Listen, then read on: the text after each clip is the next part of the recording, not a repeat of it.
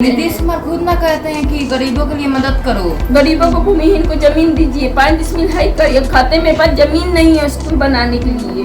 हाँ, सहायता जमीन का भूमि माफियों को दे रखे हैं। बड़ी बड़ी दुकान अतिक्रमण में मुक्त करवाने। गांधी की धरती पे गोडसे ने मार डाला और उस गोडसे के संरक्षक कौन है?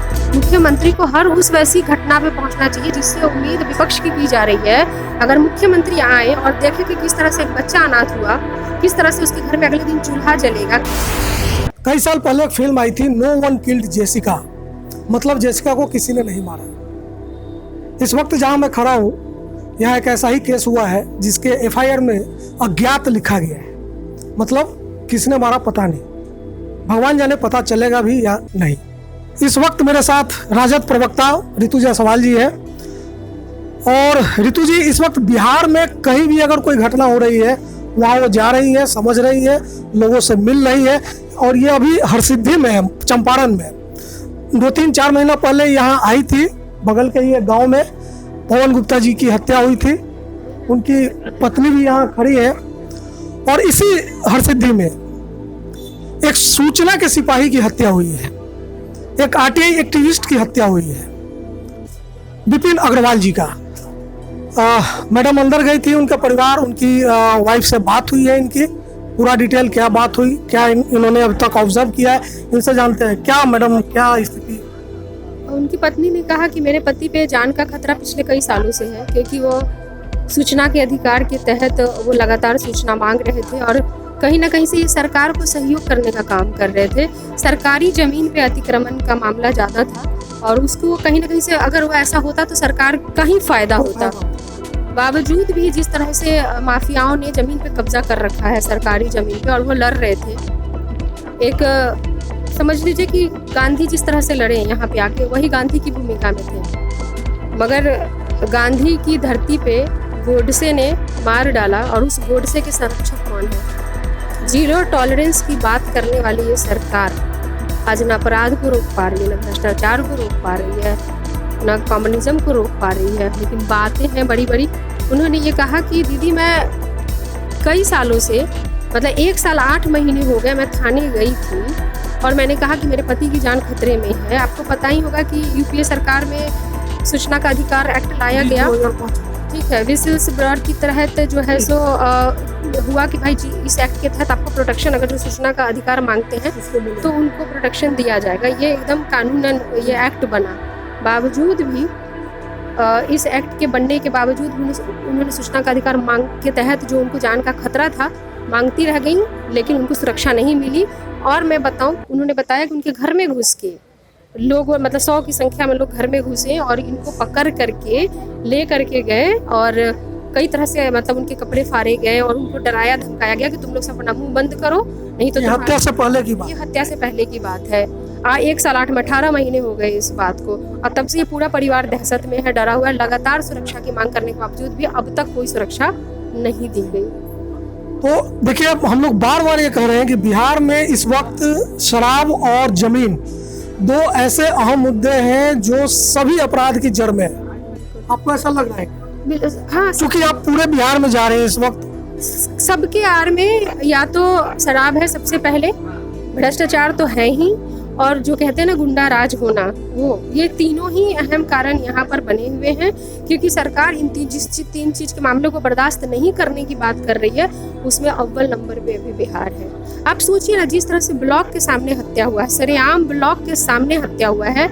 जब हत्या होती है और जो गोली मारी गई, पुलिस का सबसे पहला काम था कि परिवार वालों को सूचना देना, लेकिन परिवार वालों को सूचना नहीं दिया गया। अकेले पुलिस लेके गए। परिवार वाले का कहना है कि उसी वैन में मेरे पति को मारा गया, मेरे पति जिंदा थे। एक वीडियो दिखा रही है जिसमें गोली लगी, उनके पति जिंदा है, और जब रास्ते में ले जाने के दौरान उनकी मौत हुई है। तो क्या डर था कि आपने उनकी आवाज बंद करने के लिए उन्हें मारा गया वैन के अंदर? और किसके द्वारा मारा गया? गाड़ी तो प्रशासन की थी, लोग तो प्रशासन के थे, पुलिस तो पुलिस के ही लोग हैं। तो किसने मारा और किसका डर है, किसकी वजह से, कौन इन सब का ये गॉडसे के संरक्षण करता कौन बने हुए हैं इस गांधी की धरती में? ये बड़ा आरोप है कि गोडसे के संरक्षण करता कौन है।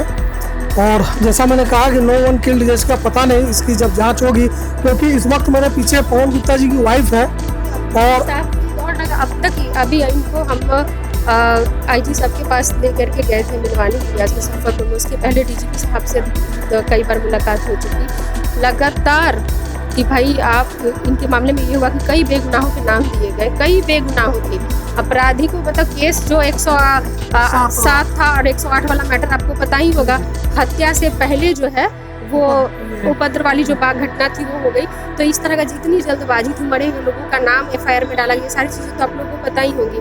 लगातार 7 महीने हो गए, लगातार गुहार लगा रही हैं।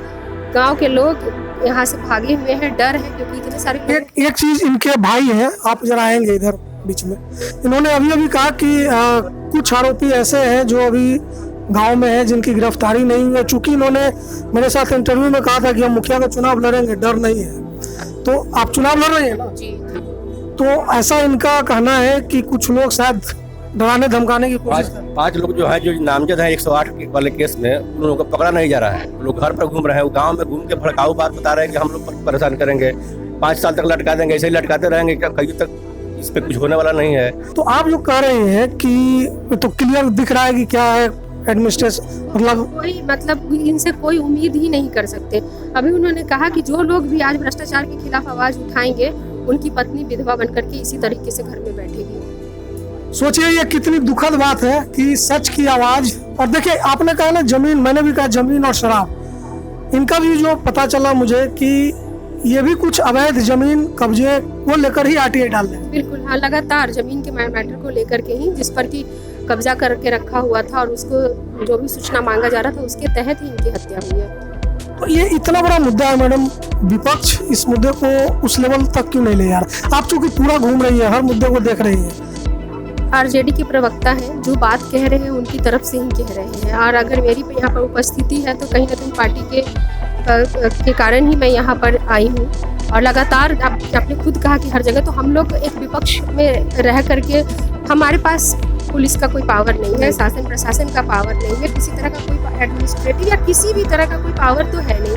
हम क्या कर सकते हैं? हम आपकी तरह ही हम लोग भी लाचार हैं, लेकिन जहाँ तक हो सकता है पहुँचने की कोशिश करते हैं, बातों को रखने की कोशिश करते हैं। लेकिन ये 0 टॉलरेंस कहने वाली सरकार का जो हकीकत है वो ये है कि सभी डरे हुए हैं। इस पर कोई निर्णायक लड़ाई विपक्ष की तरफ से?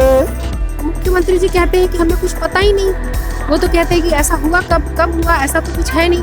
उनको जब चीज़ें पता ही नहीं है, उनको घटनाओं की वो तो सीधा कहते हैं कि हमको जानकारी नहीं है। तो खाली ऐसे मासूम बन जाने से जानकारी नहीं है तो आपकी जिम्मेवारी तो खत्म नहीं हो जाती है।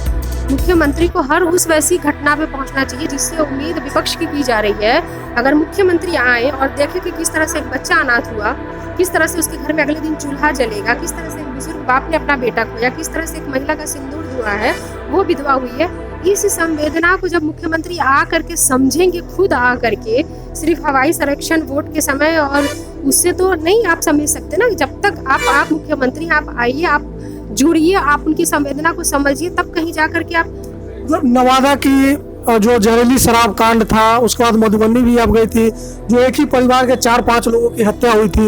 यहाँ पे फिर हम लोग देख रहे हैं बिहटा में लगातार। और देखिएगा एक कॉमन बात क्या है, ज्यादातर व्यवसायी वर्ग के लोग हैं। अच्छा, इसका कोई विशेष कारण? व्यवसायी वर्ग के लोग हैं। अब कारण क्या? अब देखिए, व्यवसायी वर्ग के लोग बहुत सीधे साधे होते हैं, बहुत अपना व्यवसाय करना, घर आना। अब लोग उनसे आसानी से वोट कि हमको वोट करो, हम तुम्हारा प्रोटेक्शन करेंगे। व्यवसायियों का वोट लेकर के उनकी ही जाति के लोग प्रधानमंत्री बने, व्यवसायी वर्ग के, गृह मंत्री है व्यवसायी वर्ग के, डिप्टी CM है व्यवसायी वर्ग के, प्रदेश अध्यक्ष आपके मोतिहारी है व्यवसायी वर्ग से, और कई ऐसे यहाँ के जो आपके विधायक और कई ऐसे नेता लोग जो है, जो जिस अपनी जाति का हवाला देकर उनको ठग करके वो उस कुर्सी तक पहुंचते हैं और सबसे पहले लात मारने का काम करते हैं। उनका दुखड़ा सुनने नहीं आते। तकलीफ तब होती है, मैं भी उसी वर्ग से हूँ, और तकलीफ तब होती है। मैंने एक छोटा सा लिख क्या दिया कि अभी जो कांड हुआ था जिसमें उनकी नल जल वाले में तारकिशोर प्रसाद जी, तो आप मान लीजिए मैं व्यवसायी वर्ग से, इसका मतलब अगर व्यवसायी अगर कुछ गलत करा तो मैं ना लिखूं, इसलिए सिर्फ कि वो ऊंचे पद पे पहुंच गए हैं। ऊंचे पद पे आपको व्यवसायियों ने, आपके वर्ग ने, आपके समाज ने, आपकी जाति, आपके भाई बंधु ने इसलिए भेजा कि उनके ऊपर अगर कुछ होता है तो आप उनके भी साथ रहेंगे।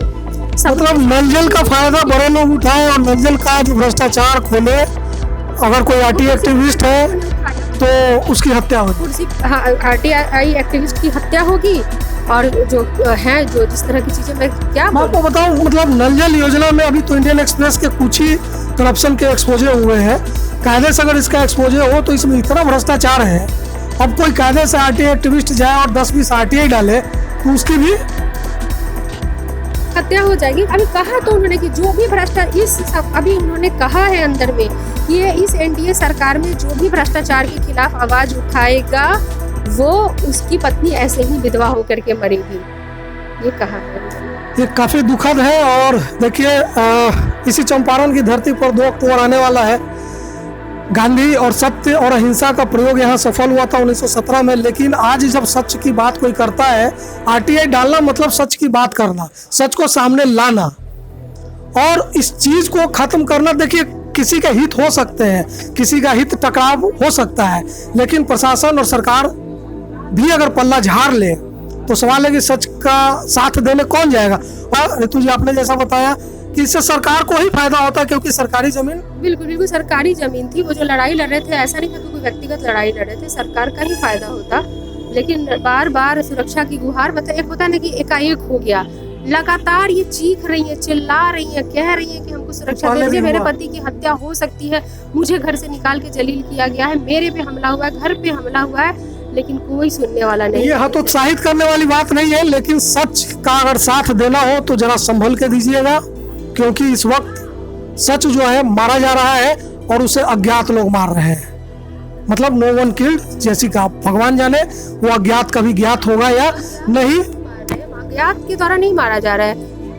यहाँ पे जो समाज में जो गुंडे हैं, यहाँ की सरकार को, एनडीए की सरकार को लग रहा है कि वो गुंडे कम पड़ गए हैं, इसलिए उन्होंने पुलिस को, प्रशासन को, सीईओ को, ब्लॉक को, सबको गुंडागर्दी में लगा दिया है। ये बड़ा आरोप ऋतु जी ने लगाया, लेकिन फिर भी अंत में इतना ही कहूंगा कि सच का साथ देना हो तो जरा संभल के भैया, क्योंकि सच न सिर्फ कड़वा होता है बल्कि आजकल जानलेवा भी हो गया है। देखते रहिए फाइनल पोस्ट। नमस्कार, थैंक यू मैम।